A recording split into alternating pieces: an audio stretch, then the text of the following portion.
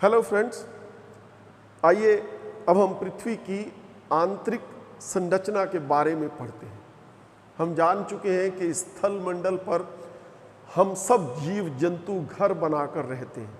हमारे खेत, हमारे उद्योग, हमारी सड़कें, रेल मार्ग सब स्थल मंडल पर हैं।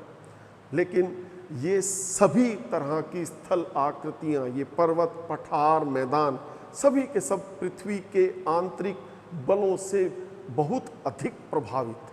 ये आंतरिक बल क्यों आते हैं, वो पृथ्वी की आंतरिक संरचना पर निर्भर करता है। यानी इस पृथ्वी जिसके ऊपर हमारे घर हैं, जिसके ऊपर हमारे उद्योग धंधे, खेत खलियान हैं, इस पृथ्वी के गर्भ में क्या छिपा है, भूकंप क्यों आते हैं या अलग अलग तरह की भूभौतिक क्रियाएं क्यों होती हैं, ये सब हम पढ़ना चाहते हैं, जानना चाहते हैं कि इस पृथ्वी की आंतरिक संरचना किस प्रकार है। सबसे पहले इस पृथ्वी को समझने के लिए हमें ये देखना है कि हमारी पृथ्वी की त्रिज्या, radius of the earth 6371 kilometre.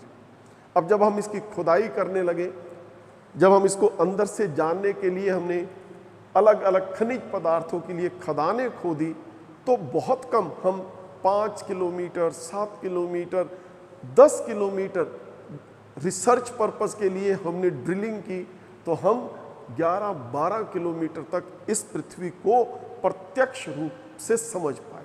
लेकिन फिर भी 6360 किलोमीटर के अंदर की पृथ्वी के बारे में हम नहीं समझ पाए, हम नहीं जान पाए।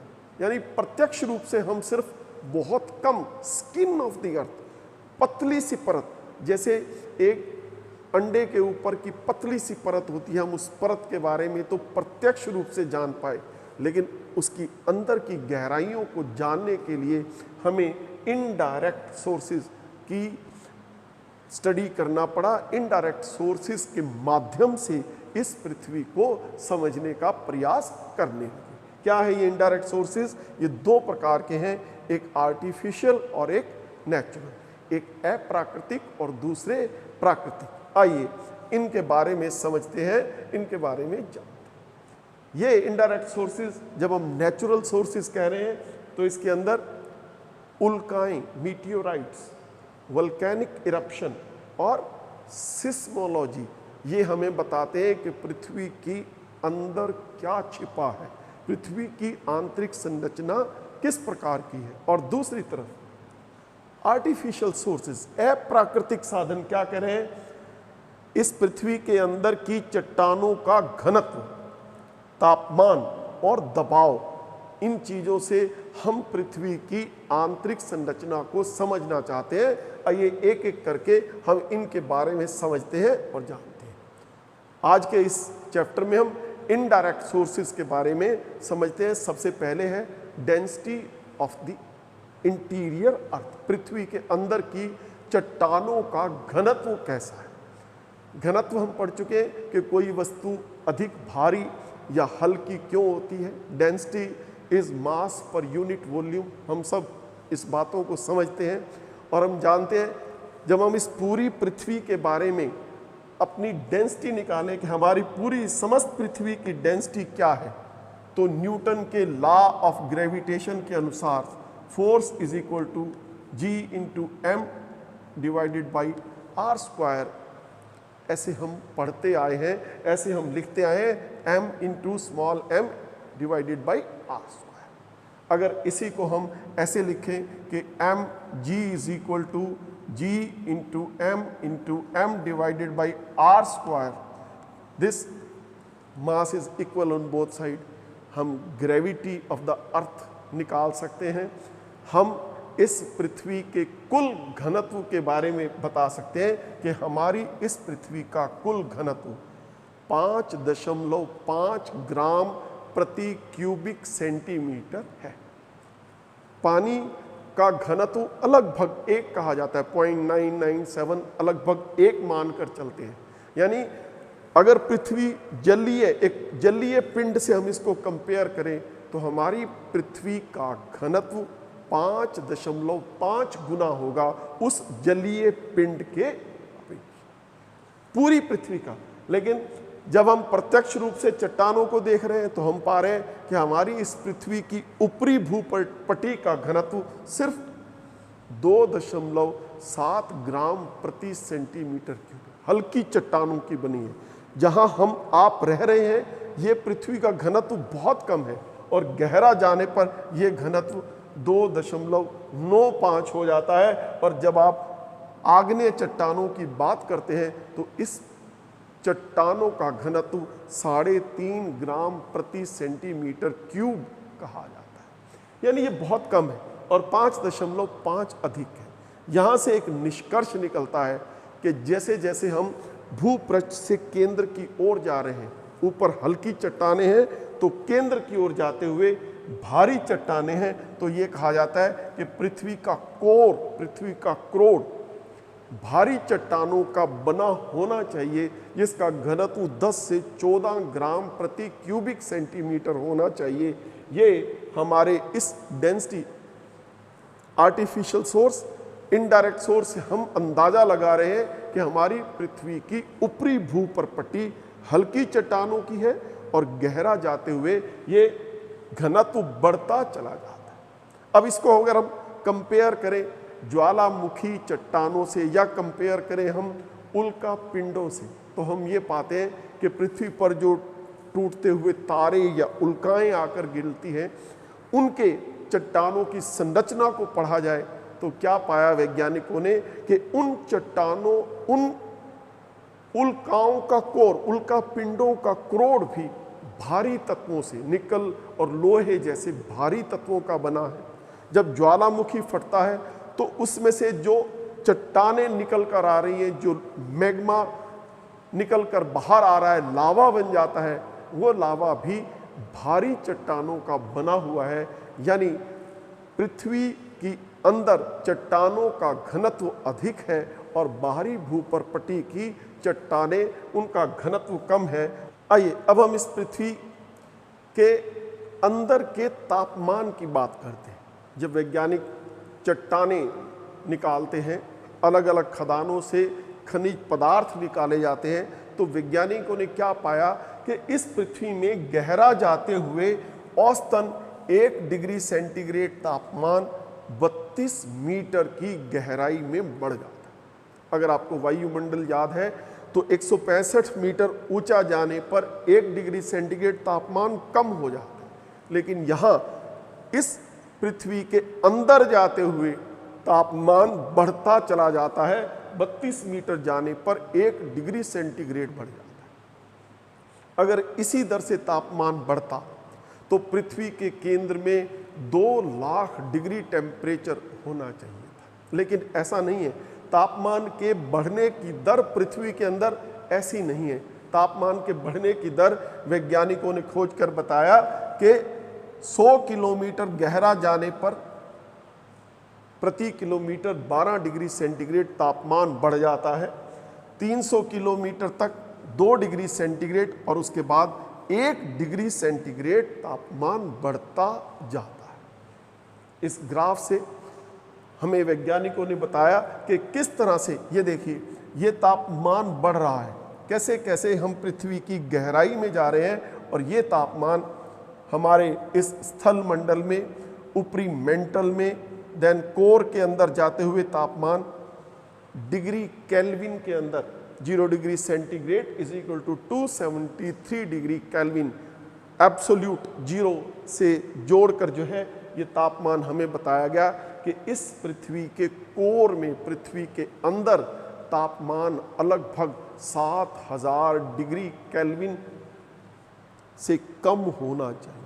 ये तापमान के बढ़ने की दर के ग्राफ से हमें पता लग रहा है कि हमारी पृथ्वी के अंदर तापमान धीरे धीरे बढ़ता चला जाता है। और ऐसा भी है कि ये चट्टानें पिघल जाएं, विभिन्न स्तरों पर चट्टानें हमें तरल रूप में या अर्ध तरल रूप में मिले, ये इस तापमान से, पृथ्वी के बढ़ते तापमान से पता लगता है। अब प्रश्न ये उठता है कि इस पृथ्वी के अंदर का तापमान क्यों बढ़ रहा है? उसके 3 अलग अलग कारण हैं। इस पृथ्वी के अंदर गर्मी का सोर्स क्या है? तो कारण ये है, सबसे पहला कारण है कि इस पृथ्वी की उत्पत्ति जो हुई है वो किस तरह से हुई है। उत्पत्ति के समय इस पृथ्वी के अंदर का तापमान क्या था, बाहरी परपटी ठंडा होने से तो तापमान कम हो गया, अंदर अभी भी चट्टाने तप्त अवस्था में। रेडियो एक्टिविटी, रेडियो धर्मिता, यूरेनियम थोरियम जैसे पदार्थ जिनसे एटॉमिक बम बनाए जाते हैं, उन पदार्थों की कहाँ अधिकता है, क्या रेडियो धर्मी क्रियाएं चल रही हैं जिससे ऊर्जा पैदा होती है, गर्मी पैदा होती है, तापमान बढ़ जाता है, चट्टानें पिघल जाती हैं, या फिर इस पृथ्वी के अंदर की हलचलें, कहीं कंप्रेशन की क्रिया हो रही है, कहीं चट्टानों के खिसकने की क्रिया हो रही है, इनके आपस में टकराने से, रगड़ने से जो तापमान बढ़ जाता है फ्रिक्शन के कारण, ये 3 अलग अलग सोर्स हमें वैज्ञानिक बताते हैं कि इस पृथ्वी के अंदर का तापमान धीरे धीरे बढ़ता चला जाता है और केंद्र में तापमान बढ़ता। नेक्स्ट हमारे पास जो प्रमाण है, जो अप्रत्यक्ष प्रमाण से जुड़ा हुआ है, वो है इस पृथ्वी के अंदर चट्टानों का दबाव। बाहरी चट्टानें अंदर की चट्टानों पर दबाव डाल रही हैं, वो जो दबाव है वो धीरे धीरे बढ़ता चला जाता है, और इस टेबल से हम समझ सकते हैं कि ये भूपर्पटी की बाहरी सतह पर दबाव P है।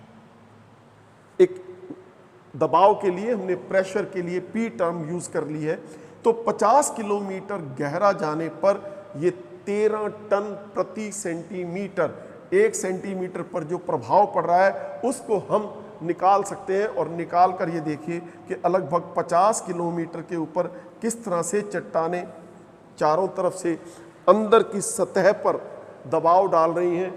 50 किलोमीटर के ऊपर ये यहाँ अगर ये P है तो यहाँ पर ये 13,000 गुना दबाव चट्टानों पर बढ़ जाता है, और जैसे ही हम 2900 किलोमीटर की गहराई पर जाएंगे, ये आप देखिए कि ये 13 लाख गुना जो भूपर्पटी पर दबाव है उससे 13 लाख गुना हो जाता है, और केंद्र में जाते हुए ये 40 लाख गुना यहाँ इस केंद्र में सभी चट्टानों का जो दबाव पड़ रहा है ये 40 लाख गुना बढ़ जाता है।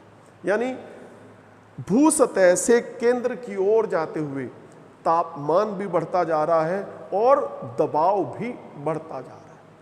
तापमान बढ़ने से चट्टानें तरल अवस्था में, अर्ध तरल अवस्था में बदल जाती हैं, लेकिन दबाव के कारण वही चट्टानें जब उन पर दबाव पड़ता है तो वो ठोस अवस्था में आना चाहती है। इन दोनों की अंतःक्रिया से हमारे पास अर्ध तरल अवस्था, कोल तार जैसी अवस्था हमारे यहाँ आ जाती है, और इस पृथ्वी के अंदर इस तरह के चट्टानें हमें मिलती हैं, जिसके प्रूफ अलग अलग जो है देखने को मिलता है। ऑस्ट्रिया देश के एक जियोलॉजिस्ट स्वेस महोदय ने आज से 200 साल पहले अपनी रिसर्च में, अपने अनुसंधान में पृथ्वी के इस डेंसिटी पर आधारित हमें एक मॉडल दिया, जिसको हम कहते हैं ये स्वेस महोदय का मॉडल है। उन्होंने कहा कि इस पृथ्वी की 3 परतें हो सकती हैं, स्याल, साइमा और नीफे। स्याल का अर्थ था सिलिकॉन, Si सिलिकॉन, और एल्यूमिनियम, दोनों हल्के पदार्थ हैं। तो इस ऊपरी भूपर्पटी को उन्होंने कहा कि ये स्याल की बनी है, हल्के पदार्थों की बनी।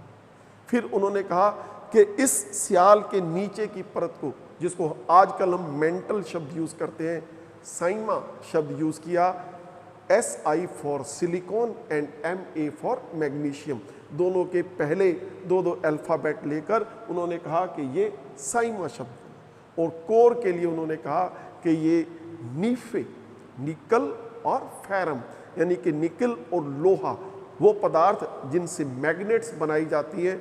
इस पृथ्वी की चुंबकीय शक्ति का मूल कारण जो नीफे कहा जाता है, ये 3 अलग अलग लेयर्स उन्होंने कही, सिलिकॉन प्लस एल्युमिनियम स्याल, सिलिकॉन प्लस मैग्नीशियम सीमा, निकल प्लस फेरम, और उनका घनत्व 2.75 से लेकर 2.9, 2.9 से 4.75 और 11 दशमलव से लेकर 14 दशमलव तक ग्राम प्रति क्यूबिक सेंटीमीटर घनत्व, करोड़ का घनत्व बताया गया।